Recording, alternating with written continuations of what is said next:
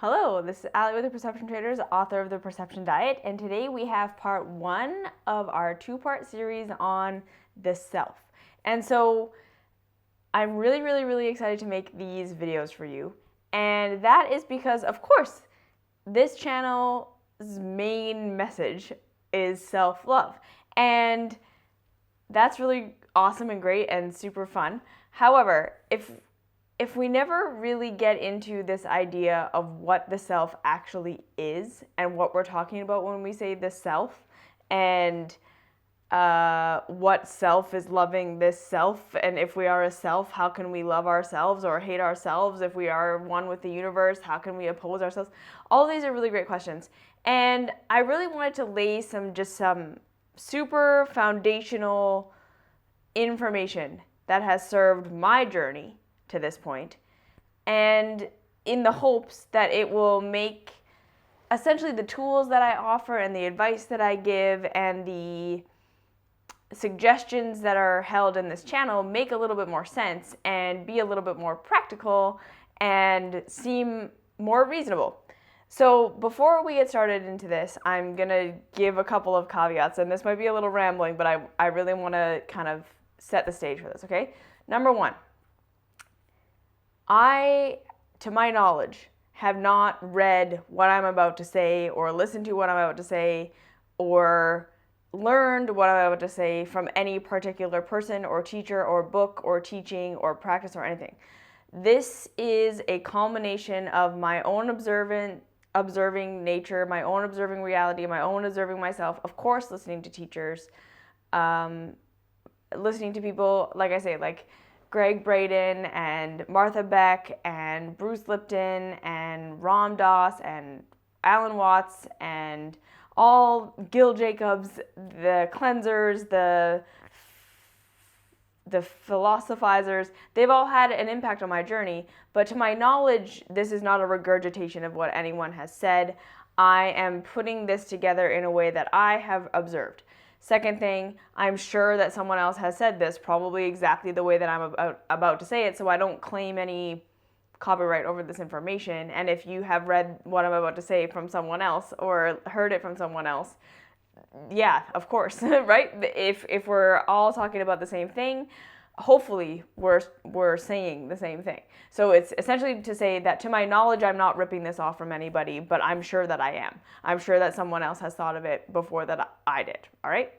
The second thing is, if you have a belief that the self doesn't exist, or that we are simply the universal self, or there's only the higher self and this lower self is an illusion, or there is no higher self, it's all just who we are, this is it. I'm not here to argue with you. I'm not here to change your mind. If what you are believing about the self right now currently is serving your journey and making you feel free and making you feel totally amazing and you're liberated and life is just like super high flying for you, then go ahead and believe that. Don't believe what I'm about to say. Because again, if something is really working for you and giving you awesome results in life and you're feeling just blissed out and connected and like on purpose, go for it, okay? I'm not here to tell anybody that they're wrong or to tell anyone that they should believe me. And so if you disagree with me, I think, great, disagree with me. There's nothing wrong with that. This is, again, my perspective from my journey. And yeah, the last thing is essentially, yeah, if you disagree with me on any way, if you feel like I have the science wrong, if you feel like I've got my facts incorrect, that's fine too. Like, obviously, let me know down below. I would love to hear from you. But again, I'm not saying that this is law. I'm not saying that this is how it is. I'm not saying this is the truth and you must believe it. I'm throwing ideas out there that I believe and I have experienced to be reality. And I also know that because of the way that the reality works, this is going to evolve and this is going to change, and this is not the be all end all, but this is a really good foundation. Okay, so that was a long 5 minutes rambling, so let's get into it. So in this video, I'm going to be talking more universal principles. I'm going to be talking overarching themes. I'm going to be talking origins of the self. so that in the second video we can talk about the self and it's going to make a lot more sense, okay? So please don't skip this one. If this is like, what the frick are you talking about? You're not telling me about myself, or if the self exists or not, or what I'm supposed to do with myself. This is all just gobbledygook about the universe. Please do still listen to this, because these, again, foundational understandings are what is going to make the next video make any sense, okay? So now let's all just take a step back, and we're going to go cosmic for this video, and then we'll go specific in the next video, all right? So cosmic. In the beginning, there is source. And when I say source, of course, that word does not cover it, but because no word is ever going to be able to do reality justice, okay? And there's a very specific reason for this, and we're going to get into that. But I want you to think of these words like an allegory or a parable or a hologram of the reality, okay? Don't take the words as being the truth. The words are pointing at a truth, yes? So we have source, which is everything. And again, there's no words that can encapsulate what that is, but it can paint a picture. And that's as close as we can get in this reality, I believe, in communication, okay? So there is source, which is everything. It contains existence, non-existence, everything that exists, everything that does not exist. And it's said in almost every spiritual tradition that in the beginning, it was darkness, and then there was the Word, and then there was light. And that's pretty much how it unfolds in most creation ideas, okay? We need to understand this as being the very first thing that happened, as something that can happen in consciousness or source, is that there was an awareness, okay? So what we need to understand about awareness is that awareness is inherently a separation. It's a division, yes? In order for something to become aware of itself, there needs to be an observer and something that's being observed. So there was a division within all that is. Yes? All that is all of a sudden split into two parts. A part that was observing and a part that was being observed. Now, again, when we say parts, we don't mean these parts were separated from each other. These two parts were completely intertwined. There was no separation in the separation. You see what I'm saying here? That which was observing, that which was completely connected to what it was observing. Okay, so again, I know this sounds a lot like, what are you talking about? But just really try and think of it like this, right? It's the self observing the self. There isn't a separation. There's not really this part that's outside of everything, observing everything. It's inside of everything, observing everything. So we got to think of it more like that. Yes? That there was an awareness from within, not an awareness from without. So not an external awareness, an internal awareness. Okay? From here, we get the split off. All right? So in order for creation, in order for consciousness, in order for source to know itself, there has to be division. So that awareness is the first division. I am, and I am aware that I am. First division. So when it says, in the beginning, there was the Word, and the Word was with God, that's what that is. Yes? There was awareness of the self, and there was the self. There was consciousness, awareness that consciousness exists. Internal awareness. From there, it says it was dark. Okay? That darkness is what we call non-existence, or the void. So already this is a step down. This is a projection of consciousness, of source. So void is not source. Void is a projection of source. Okay? So this is why when people say that this reality is an illusion, and that all of this is an illusion or a projection, they're correct. They're not wrong, but they're not 100% right either. Okay? This is a projection of what exists. So again, because source in its truth is just completely unified, meaning there is no part of source observing source. It's just source, completely fully aware of itself, and completely and not aware of itself at all. It's all one thing. But in order for source to learn about itself, in order for anything to learn about itself, there has to be a separating out of the parts. We have to take it apart in order to understand it. So source becomes aware of itself, and in that, there becomes the conditions for void, this nothingness, this, and I really want us again to think of what I'm about to say as being like a parable, an analogy. Void is the pure potentiality.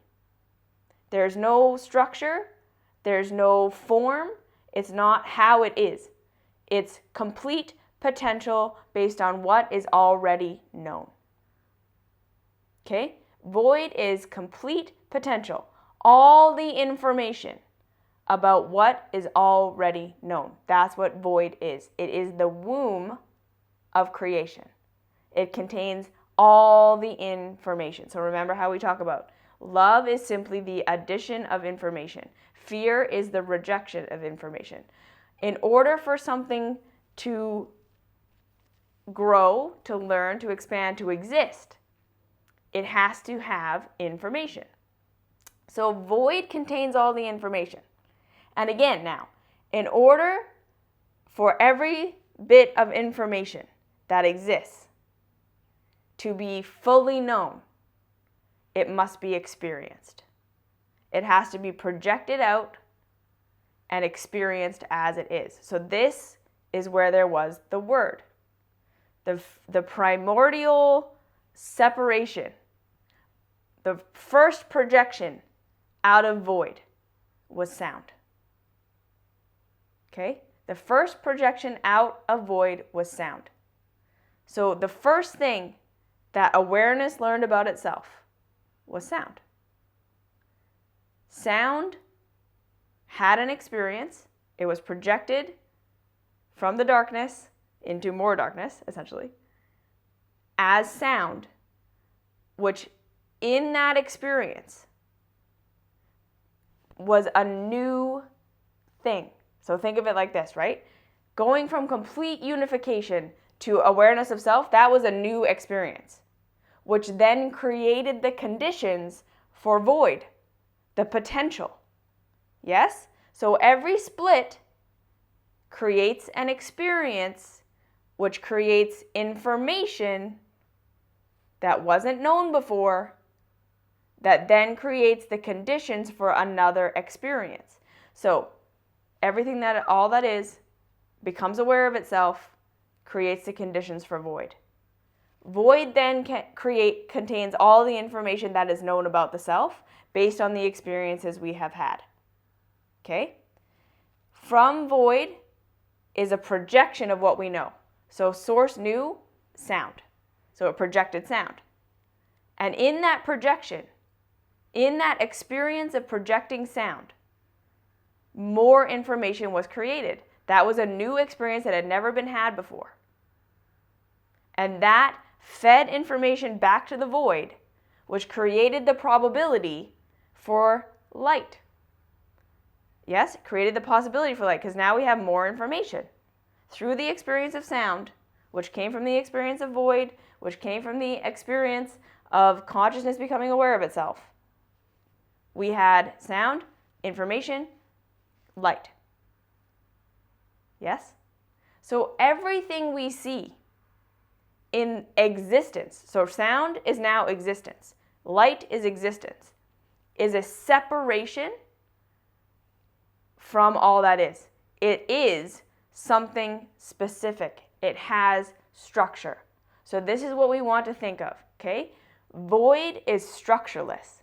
There are no laws, there are no rules, there's no structure, there's no form. It's pure potentiality holding all of the information that we have. And with that information, yes, to have an experience of that information, there has to be form and structure. In order for light to be light, it can't be sound. And light, we know when we refract it through a prism, is actually all 9 colors. So again, that's a separation, right? Red is not blue, is not yellow, is not red, is not orange, is not green. There's separation. So everything that is experienced in the reality is a projection of probability, possibility from the information. It is a specific projection of a specific piece of information, which means that it is separated. It is not taking form as all the rest of the information. Sound is not taking form as light. Light is not taking form as sound. They are taking form as separate things. And they are having a separate experience, which then generates information, because that new experience tells us something new about light that we didn't already know because we hadn't had an experience of it. That's separating out, which feeds back in to the void, which then creates an expansion of void, an expansion of information, which then creates the potential for more projections, more potential for more projections into the reality, right? So we had sound, which then informed light, which informs color, right? So we're getting more and more.